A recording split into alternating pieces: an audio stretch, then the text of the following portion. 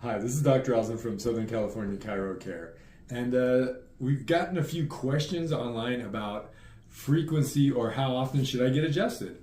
And my general recommendation for people that are asymptomatic, meaning they don't have any pain, is once a month.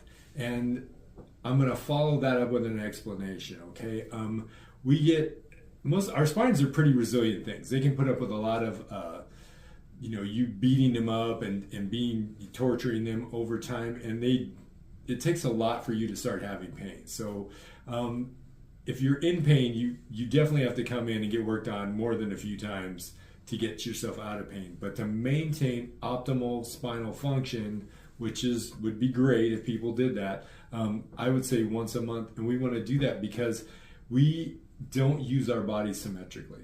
We're built basically symmetrically, one side to the other. Got two hands, they all like match.